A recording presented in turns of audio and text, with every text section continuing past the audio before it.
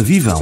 Está aberta a 16ª edição do Pergunta Simples, o vosso podcast sobre comunicação. Nesta semana, e como sempre, agradeço as vossas subscrições e audição. Na página perguntasimples.com podem ouvir todos os episódios anteriores, comentar e depois, se ainda não fizeram, clicar em Apple Podcasts ou no Spotify ou qualquer outra plataforma de subscrição e assim receber um alerta sempre que houver um novo episódio. Hoje falamos de publicidade. Tem amigos do marketing? Avisem-nos. Vamos ouvir o mestre.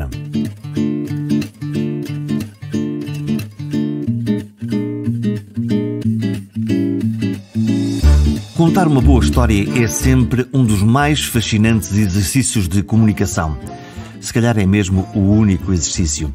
E contar essa mesma história dentro dos 30 segundos de um anúncio de TV, de forma bonita, apelativa e que consiga espalhar ora felicidade, ora vontade de comprar alguma coisa, é toda uma arte. O herói da história desta edição é um brasileiro, afinal cada vez mais português, e que há 30 anos nos vendeu um telemóvel, imaginem só, filmando um pastor no meio das ovelhas numa serra. Ficou célebre a expressão "Toxim", depois do pastor atender o telemóvel e imediatamente antes de informar as ovelhas e o cão que a chamada era para ele. Edson Ataíde lidera agora a agência FCB Lisboa. Tem mais de 1000 prémios e uma medalha política. Sim, foi ele que inventou o coração e a razão que construiu a narrativa da eleição de António Guterres para o cargo de primeiro-ministro. Desde aí foi só colecionar grandes anúncios e, claro, bons prémios. Eu tive a sorte, o trabalho, na primeira semana, na primeira vez que eu fui a Cannes, que eu trabalho em Cannes, foi em 92, eu voltei com os 2 primeiros leões do país, que é o prêmio máximo da publicidade. Naquela época era até mais do que é hoje, enfim. E um era um filme com uma campanha para divulgar a questão de Timor-Leste e tal. Foi logo a seguir ao massacre do cemitério de Dili, que a gente fez esse trabalho. E outro era para uma editora, que já nem existe mais, que é a Beribérica Liber, e que era uma campanha de incentivo à leitura. Isso já foi para um cartaz de rua. Bom, aí eu trouxe não trouxe nem os 2, trouxe só um troféu para casa, era caro aquilo, não tinha dinheiro para comprar os 2. E pus, não na entrada, mas pus com certeza numa mesa, na sala, com alguma visibilidade. E logo na mesma semana, a empregada doméstica veio, a mulher Dias veio, ela não entendeu o que era aquilo, né? E ela achou que era alguma coisa que devia pôr em cima da televisão, porque as televisões eram mais larguinhas, né? Ela achou que devia, tá? E colocou lá um paninho, colocou em cima da televisão como se fosse um jarro, né? Aí eu olhei aquilo assim, tá certo ela. Ela deve saber mais do que eu. Encontrou uma utilidade para o objeto. Eu não sei se conta como prémio e nem sequer sei, em bom rigor, se foi premiado, mas na minha memória, Edson Ataíde quer dizer qualquer coisa como um pastor no meio das ovelhas a atender um telefone e a dizer "Toxim". Ainda estávamos a inventar o modo digital. Quase nenhum de nós tinha telemóvel, pelo menos eu não tinha telemóvel. Inclusive, um dos objetivos da campanha era popularizar o uso, a compra do telemóvel. Era uma das primeiras peças publicitárias feitas em Portugal e até na Europa, onde que o protagonista da história não era um executivo, não era um DJ, não era um médico, não era um profissional liberal, seja qual seja, não. Que era alguém de um extrato social mais pobre, que era um pastor. Ficou surpreendido com o quão viral esse anúncio se tornou, ou no seu íntimo, quando estava lá a escrever, estava a pensar isto vai ser mesmo extraordinário e eu vou marcar aqui um grande golo? Não, a gente não tem como a gente está fazendo. A gente tem que ter um pouco aquela lógica do médico, né? O médico, quando ele está na operada, né, ele não fica... Ele sabe que tem que mexer nas coisas, tirar o que não presta, né, e costurar tudo lá dentro, o que sobrou, né? Depois sai, o paciente sobreviveu, é sinal que ele fez um bom trabalho. Já agora, como é que é o percurso do criativo? Como é que, no fundo, como é que se cria um anúncio? Uma ideia como essa, por exemplo, qual é como é que eu cheguei nesse lugar e não no outro, né? Ou seja, né, para já, né, o caso concreto, né? O cliente queria comunicar pelo menos duas coisas. Queria comunicar que sim, era hora de usar, de algum jeito mostrar que a compra de um telemóvel não era uma coisa exclusiva da classe média alta, estava no briefing, estava no pedido do cliente, e tinha um segundo pedido, tão mais importante do que esse, que era mostrar que a rede, a cobertura, no caso da Telecel, né, que era a marca, né, chegava a praticamente todo o país. Esse era o briefing. Então, assim, então, que é suposto fazer um filme para TV, que tem que durar 30 segundos, e que tem, digamos, um orçamento limitado. Então, eu sabia mais ou menos quanto é que poderia gastar, né? Então, não é aquela coisa, tipo, cria aí. Não, é imaginação com paredes, né?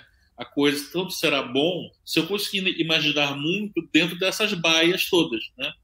Esse filme foi um dos filmes apresentados. Acho que vinham uns 5 ou 6 filmes alternativos, né?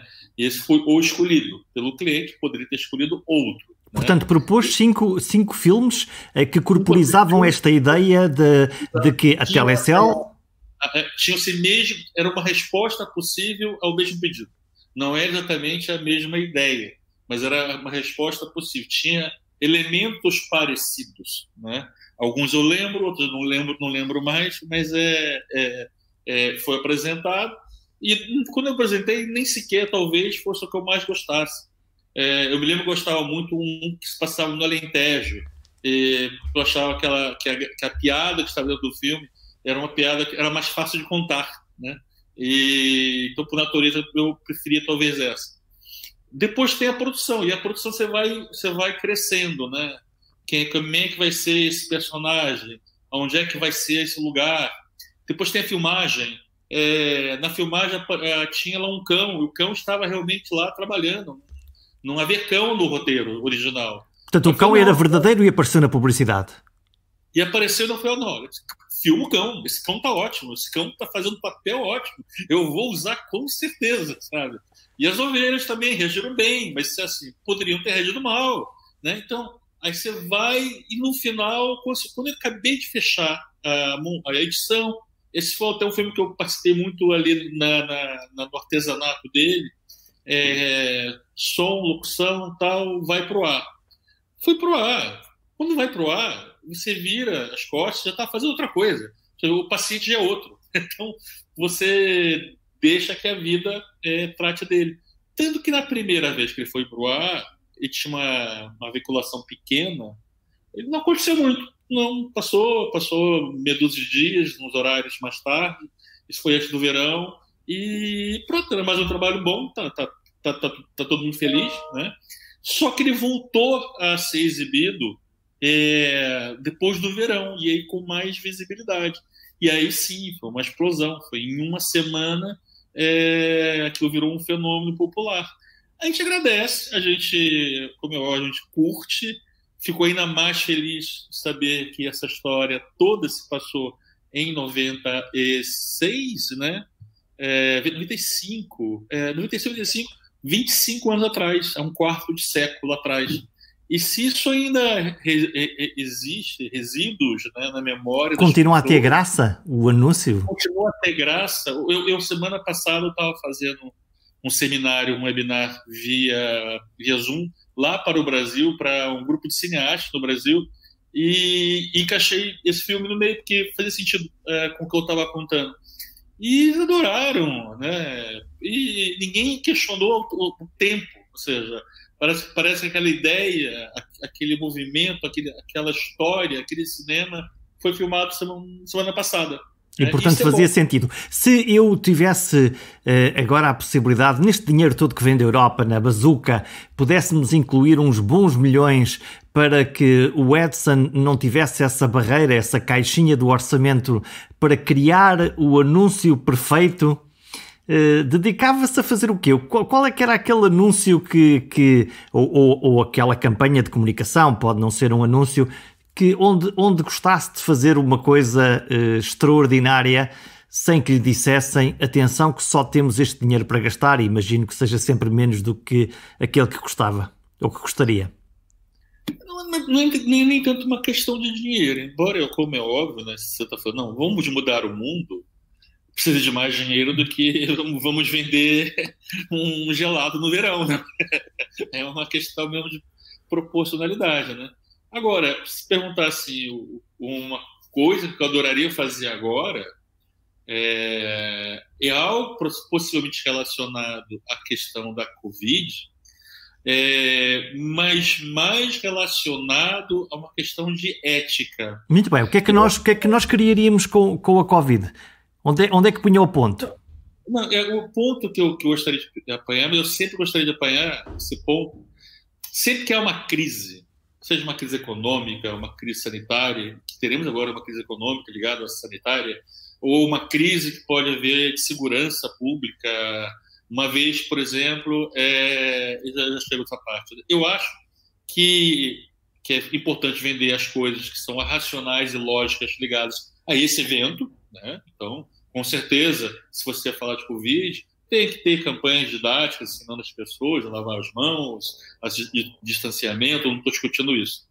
Já agora posso lhe perguntar da sua experiência, dado que é uma coisa aparentemente tão fácil, que é afastamento físico, usar uma máscara e lavar as mãos, são estas 3 coisas muito simples, mas aparentemente as pessoas, ou a generalidade das pessoas, ou demorou muito tempo a fazê-lo, a fazer estas 3 coisas tão simples, ou, por outro lado, algumas nem sequer as querem fazer. Eu acho que a questão de fundo tem que estar paralela a essa, e sempre que há uma crise, essa questão é esquecida, seja em Portugal, seja na França, seja no Brasil, que é a questão ética.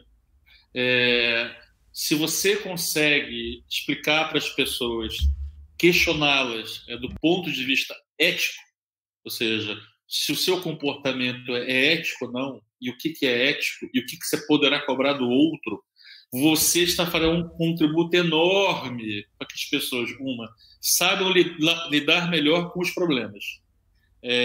Tem um sentido de comunidade mais desenvolvido. E que encare aquilo que é concreto, que é físico, que é imediato, que é racional, ligado a cada uma dessas questões, como tarefas que são aprendidas facilmente. Numa crise como essa, poderá ser o distanciamento, a máscara ou lavar as mãos. Se for uma questão de crise do petróleo, pode ter a ver com transporte solidário ou com usar mais a bicicleta e mais os pés. Se for uma questão eleitoral, tem a ver com você entender o valor da sua opinião, do seu voto. A questão ética, ela é fundamental e ela é esquecida. E ela é esquecida porque nós somos dominados tem um autor brasileiro que eu gosto muito, que é o Nelson Rodrigues. Ele era um autor muito exagerado nas suas imagens verbais, né? Então ele dizia: nós somos governados, não no sentido de político, né, da sociedade como um todo, né? Nós somos governados pelos idiotas da objetividade. São os idiotas objetivos que é o problema do mundo. Então, assim, todos nós somos também um idiota objetivo. E a gente esquece e deixa passar esse lado. Então, se eu pudesse, eu adoraria me dedicar a fazer campanhas para despertar a discussão ética na sociedade, seja qual seja a crise que despolitou essa questão. Portanto, no fundo, em vez de apontar para uma campanha publicitária ou de comunicação que ajustasse o facto naquilo que temos que fazer, o lavar as mãos, usar uma máscara... Essa tem que ser feita. Não precisa ser feita por mim. Mas ia mais além. O que é que, no fundo, por exemplo, nós olhamos para algumas campanhas no âmbito da saúde ou dos acidentes de viação em que se mostraram feridos reais, aqui em Espanha fizeram essa campanha, ou nos maços de cigarros em que vemos pessoas com cancro do pulmão, nós também vimos isto. Olhando para a crise sanitária da Covid, apetecer-lhe mais mimar as pessoas ou chocá-las através de um choque ético que as acordasse? Eu acho que tudo pode funcionar dependendo de como é feito. A minha resposta padrão, e é porque eu realmente acredito nisso, o comunicador, no caso publicitário, né, é como um cozinheiro. Ele pode fazer uma boa comida com água, sal e azeite e coentro, que fica uma delícia, né? Como ele pode ter caviar, beluga e tomates da Provência, e isso aí é uma porcaria. Então, assim, não tem a ver com... Eu não digo, chocar errado, não chocar errado. Não, pode ser de qualquer jeito. Você precisa saber fazer esse cozinhado funcionar, e esse cozinhado tem a ver com o tal diálogo com a sociedade. Porque tudo isso é cultural. E a cultura não é estática. E a mesma solução que pode ser ótima para hoje, para daqui a 6 meses pode não ser. Aliás, durante a pandemia, isso passou no mundo todo, mas aqui em Portugal também, né? Havia um determinado diapasão, né, da comunicação. Na primeira semana da pandemia, que as pessoas achavam bonito, que passado 2 meses as pessoas queriam atirar tachos na televisão. Pare lá com isto, não aguento mais. Ou seja, estava certo, ficou errado, né? Não é que esteve sempre errado, não, começou errado, começou certo. Só que depois a sociedade evoluiu e já não queria aquele tipo de discurso. E, portanto, temos que seguir para um novo discurso. O Edson tem vários cursos. Notei como curiosidade ter celebrado estes tempos em que estamos agarrados ao digital, aos Zooms desta vida, aos Skypes. Aliás, esta entrevista está a ser feita de forma virtual e à distância. Criou um curso de storytelling, isto é, de contar às pessoas boas histórias. É, de resto, um tema que agora entrou muito na moda, mesmo nas próprias empresas, que é todos nós agora somos storytellers. O curso vai começar em janeiro, portanto, quem quiser pode inscrever-se. Para aprender o quê, Edson? Na verdade, eu comecei a desenvolver mais essa pesquisa sobre esse tema, já vai para aí mais de 10 anos. Né? E agora entrou na moda. Foi antes de entrar na moda, no sentido de antes da palavra entrar no léxico, né? Na verdade, assim, eu estudo dramaturgia, aí sim, há 40 anos. Eu fiz cursos de escrita para teatro, para televisão, para telenovela, para cinema, no Brasil, nos Estados Unidos. E essa é que é a verdadeira arte de contar histórias, é aquela que está na dramaturgia. Tudo isso anda em volta da mesma coisa, né? Então, assim, eu desde os 16 anos que eu tenho curiosidade sobre a gramática da escrita, sobre a gramática do contar histórias. Não sabia que isso tinha um nome chamado storytelling. A coisa mais aproximada que tinha até o início dos anos 10, né, desse século, né, era dramaturgia, né? E há cerca de 10 anos, quando eu ouvi, não, mas existe essa maneira de classificar, chamada storytelling, e há toda uma linha ligada ao estudo disso, eu falei, olha, estou curioso, vou estudar. E fui estudando, e eu gosto da aula, fui estudando e foi transformando aquilo num seminário. Esse seminário foi se transformando. É um seminário que eu mesmo nunca sendo. Cada vez que eu vou apresentar, eu tiro 20 slides, coloco 50, aí pego 10 slides que eu não apresento há 2 anos, e tem sempre um slide que é do dia, porque aconteceu qualquer coisa, eu quero comentar. Aí agora, há pouco tempo, me convidaram. Se eu não queria transformar isso num curso.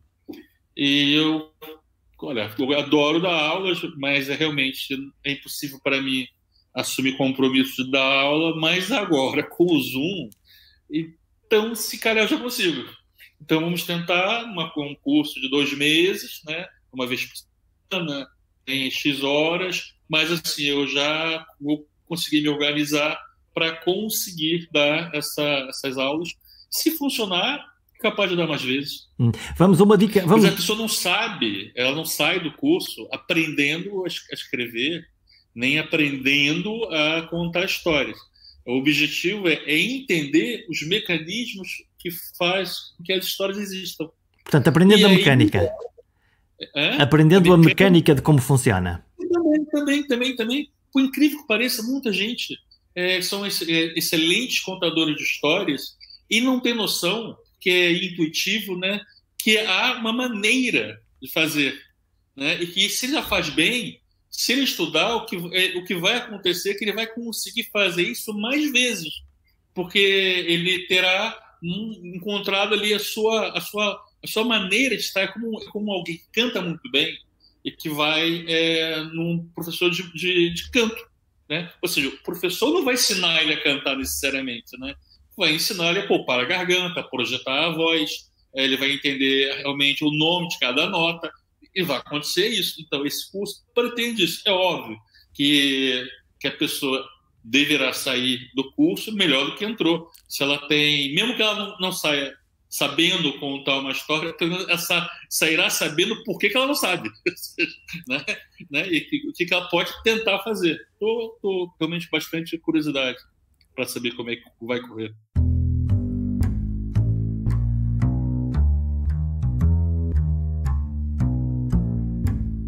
Quase nunca nos vemos como marcas, como escritores do nosso próprio argumento e atores no palco do mundo.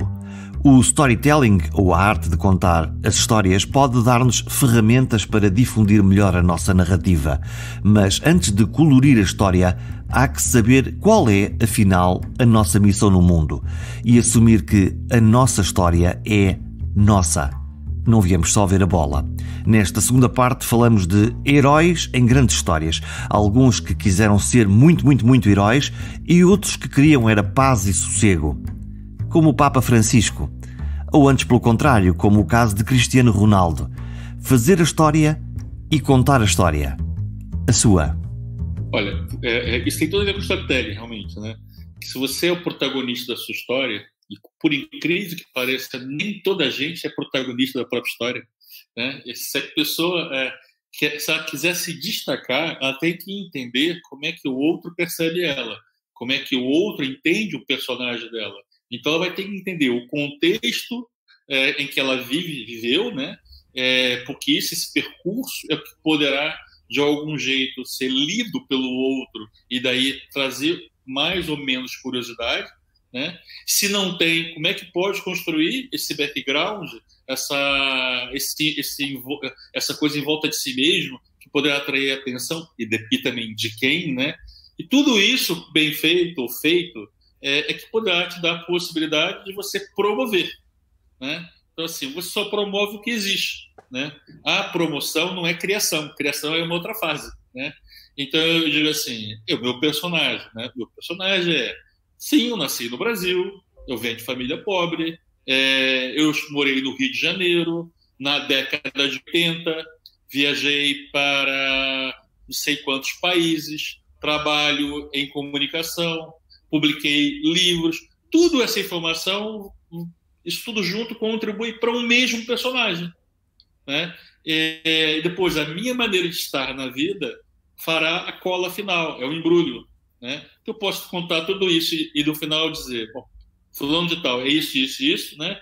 E é um grande chato, né? Então, ou é uma pessoa deprimida, ou é no final tudo isso e virou político. Ou seja, tudo irá ajudar esse background, esse percurso, fazer alguma coisa no contexto que você tem hoje. E esse contexto que tem hoje, que é intencional, sempre é. Porque, assim, é óbvio que se eu sofro de depressão, isso não é uma coisa intencional, né? Isso é uma doença, né? Como se você é alcoólatra, é uma doença, né? Mas tirando essas coisas patológicas que você não tem como atuar, todo o resto você tem, né? Toda a gente já fez dieta para ficar mais magro. Toda a gente já foi ao ginásio para ganhar músculo. Toda a gente já apanhou sol para ficar moreno. Pintou o cabelo para ficar diferente. Comprou roupa na loja tal e tal para montar o seu personagem. Tem gente que lê ou pega livros debaixo do braço para poder aparentar certa coisa. Não existe ninguém que não seja um personagem. Mas depois há aqui uma coisa que é fascinante, que é montado o personagem com aquilo que cada um de nós é. Há umas pessoas especiais que têm um fator X, que fazem uma promessa ao mundo que as torna especialmente sexys ou sedutoras e que fazem com que a sua mensagem, a mensagem do eu e do caminho no mundo, seja francamente mais fácil de espalhar. Sim. Para começar, as pessoas que são consideradas bonitas, lindas, maravilhosas, elas terão, digamos, uma atenção maior do que as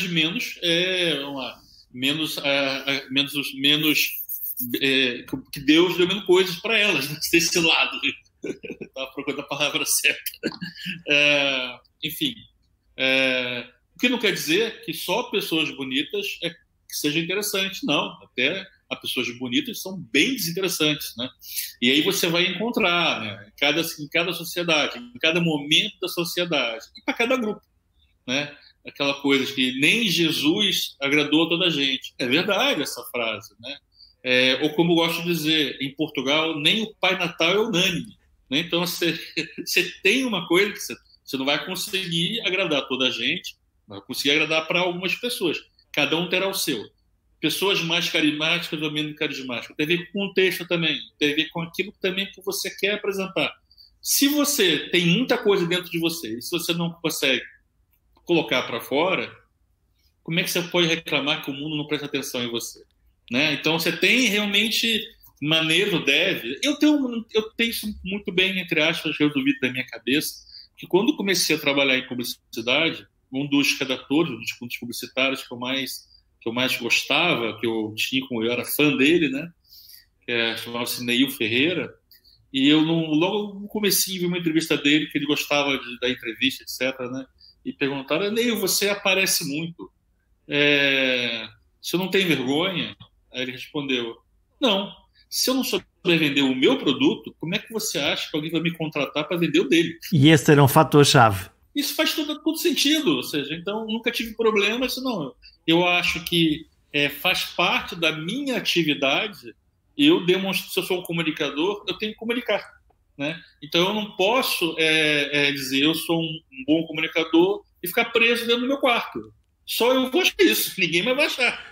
Sabe? Elson, o que é que... Vamos para o topo do mundo. Vamos aqui escolher dois personagens, um muito português, o outro universal. Na realidade, os dois são universais.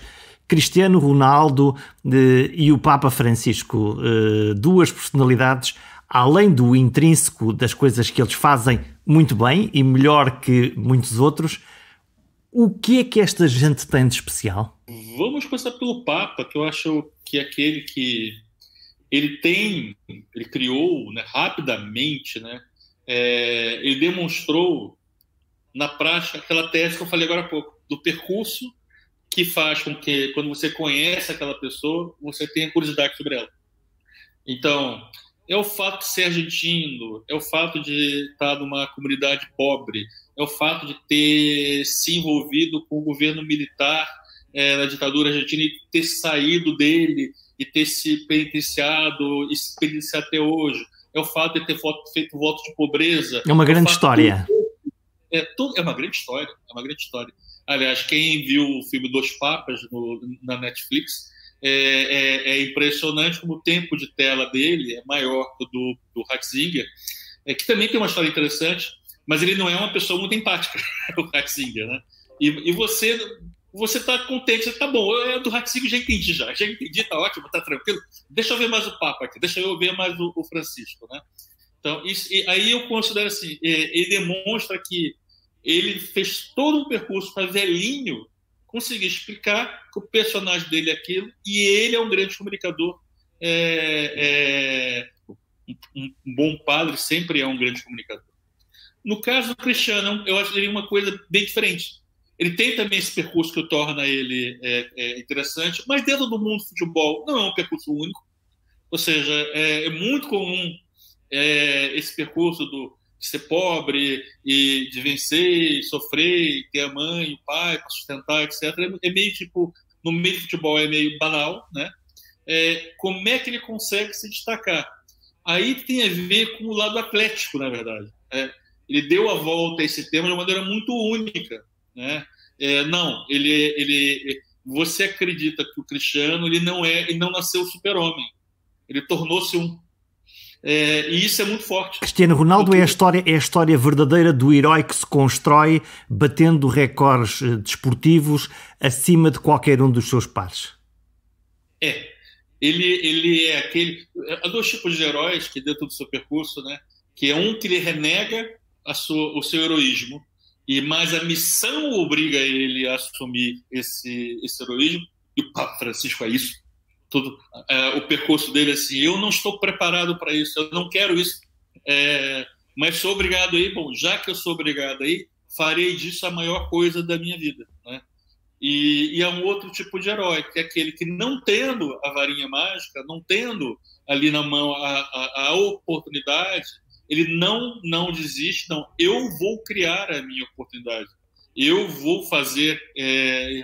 E esse é o tipo do personagem, do herói que o Cristiano apresenta. Olha, já... Os dois são fortes, mas assim, os dois são fortes, mas eles falam para pessoas diferentes. Falam para quem? Tem muita gente que antipatiza com o Cristiano porque não curte o personagem.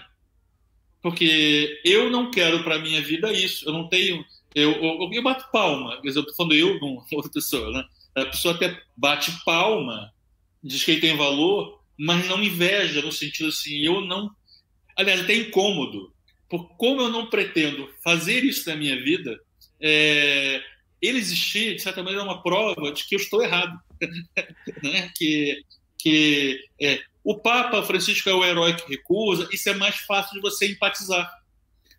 Porque assim, ele quer ter uma vida comum. Quem não quer ter uma vida comum também? Que coisa, né? Quem é que o obrigou a ter que ser Papa, não é? No fundo.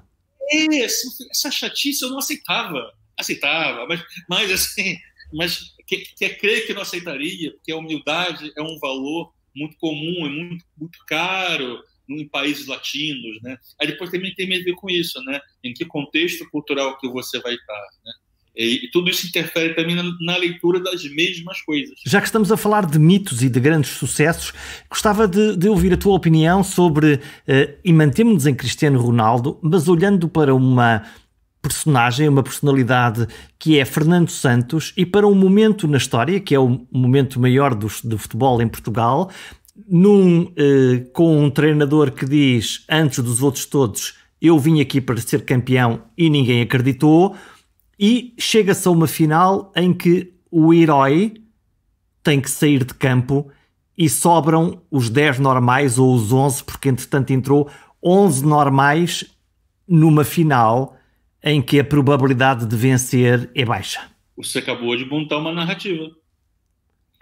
A própria maneira de você enunciar a questão é que você pode enunciar esse mesmo fato de várias maneiras. Porque eu imagino que, quer dizer, para alguém que nasceu no Brasil, ser campeão do mundo é assim uma espécie de rotina. O contador da história, quem conta a versão, constrói a história também. Ou seja, você não concluiu ainda, né? Você poderia concluir, né? E é impressionante que Deus transformou todos aqueles ali num único herói. E que, sim, é verdade, né? Mas eu poderia contar. Você pode contar essa história do ponto de vista da borboleta que pousou Você pode contar essa história, que é real, inclusive, que eu vou falar agora, que tem a ver com um galo que estava no estádio onde a seleção portuguesa treinava, que era um galo de metal, né? Aquele galo francês, né? Mostrar as direções, né? E que eles tinham que virar o galo na direção de Portugal antes de cada jogo. E quem estava dentro da comitiva achava mesmo que ganharam por causa de colocar o galo e virar para Portugal. Se não colocasse o galo, então é pelo lado supersticioso. Então você pode contar a mesma história reforçando e criando o herói que você quiser. Você pode transformar... isso é o que eu acho maravilhoso da narrativa. do poder do storytelling, né? Porque você tem meia dúzia de histórias para contar. São sempre as mesmas, né? Desde os gregos até hoje. São meia dúzia de histórias. Só que, mais uma vez, é o encaminhar que você vai construindo, é o tricô que você vai fazendo, é que faz com que a história resulte ou não.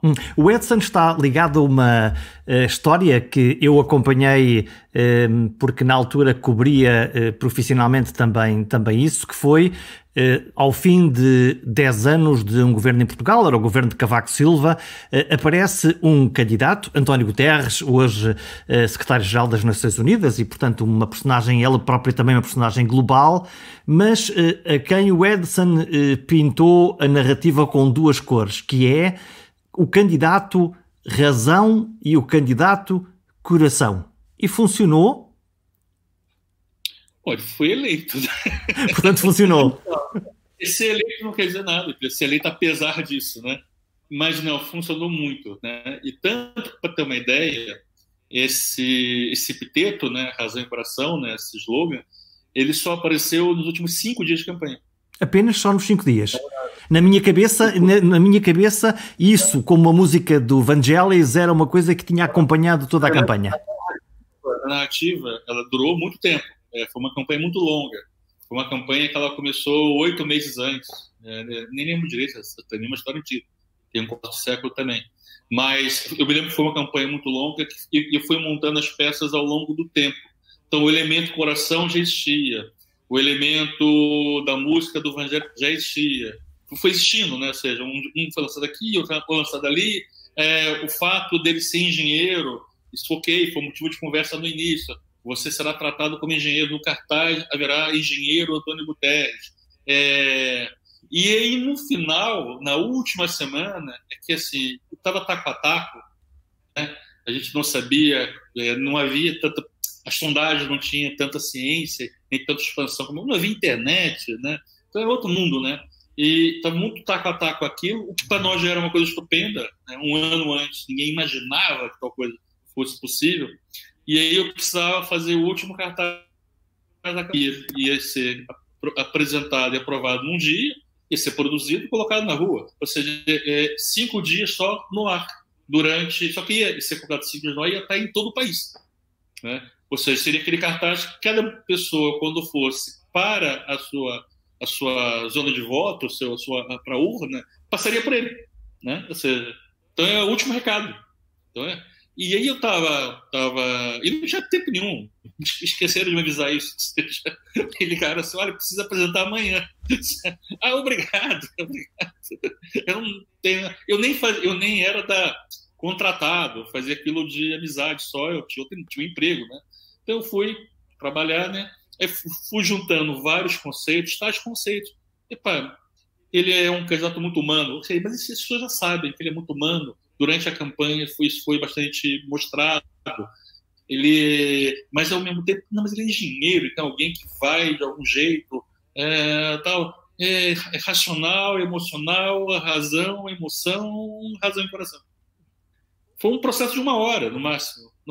Então, e agora como é que, quando tu olhas agora para a campanha que aí vem, que vai ser uma campanha no mínimo diferente, com poucos comícios, pouca junção de pessoas, muito digital, olhando para a candidatura dos presidenciais que aí vêm, ou para as próximas que aí vêm, como é que tu antevias, como é que tu vislumbras estas campanhas eleitorais agora deste futuro próximo ou mais longínquo? Mudarão muitas coisas ou as narrativas vão manter-se todas à volta do candidato e do valor que este candidato tem mais do que aquele ou que o outro? Até pela questão de não poder ter esse elemento do exterior, da rua, da multidão, vai viver muito daquilo que os mídias, né? E, numericamente, as rádios e as televisões vão montar. Vai dizer, não, mas o digital vai ser importante. Sim, o digital vai ser importante, mas provavelmente para a narrativa que o próprio candidato quer ter. Uhum. Né? É onde ele consegue ter a narrativa sem intermediação. E onde o grupo original dele, os partidários daquele candidato, poderão espalhar dentro da sua bolha essa narrativa. Portanto, é bom para animar as tropas, mas não é necessariamente tão bom para convencer alguém que não está ainda na tribo. O investimento em Portugal não está ainda nessa fase, cada um falará para a sua bolha. É muito difícil, o algoritmo ele está montado de um jeito que só com dinheiro é que você consegue realmente furar essa bolha, furar essa coisa. Se você não tem, precisa muito dinheiro, precisa boa técnica e precisa furar vários conceitos éticos para poder furar a bolha. Porque só mesmo você ultrapassando os limites legais da proteção de dados, da invasão, da criação de perfis falsos, de robôs, ou seja, tudo aquilo que acontece no Brasil, nos Estados Unidos, ou você importa, espero que não importem, tudo isso, que isso estraga a democracia. Então não é no digital que você vai conseguir vencer, né? Então você depende muito dos mídias. No caso de Portugal, os mídias são muito, muito importantes. Somos um país muito bem coberto do ponto de vista mediático, né? Uma população que consome muito mídia. As pessoas falam, não, cada vez se vê menos televisão. Isso é intelectual de Lisboa, esse é jovem de 15 anos que não vota. Ou seja, o grosso da população que vota vê muita televisão, ouve muita rádio e lê algum jornal. Então aí, para uma eleição presidencial, é aí que vai jogar realmente o xadrez todo.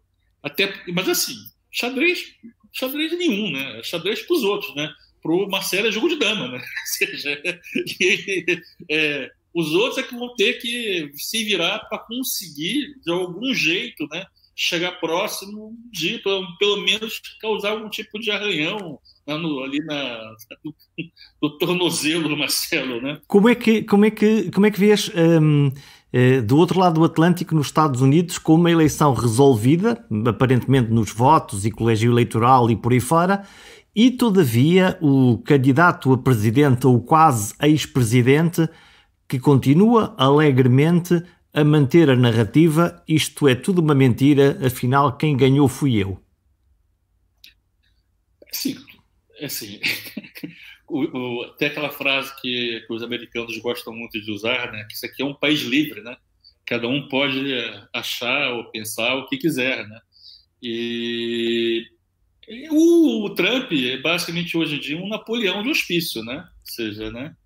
O que isso não é o que mais me causa confusão, né? Tirou do fato dele poder acordar com o mal disposto, pegar uma caixa, carregar no botão, estragar a nossa vida, estragar nosso Natal. Mas pronto.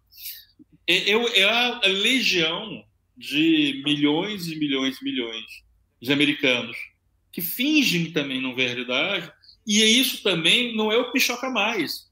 O que choca mais é o português, o trampista português, ou o trampista brasileiro.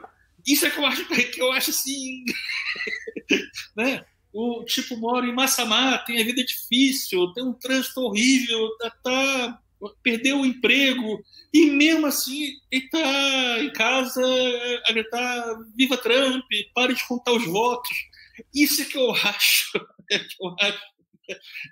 no mínimo, curioso.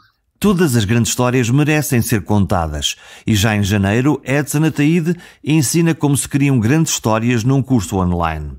Se quiser ser justo, Edson, o seu tio Olavo e os Leões de Cannes passaram os últimos 30 anos a contar-nos grandes histórias. Aproveite e passe em perguntasimples.com e deixe um comentário. Afinal, nenhuma boa história deixa de incluir grandes diálogos.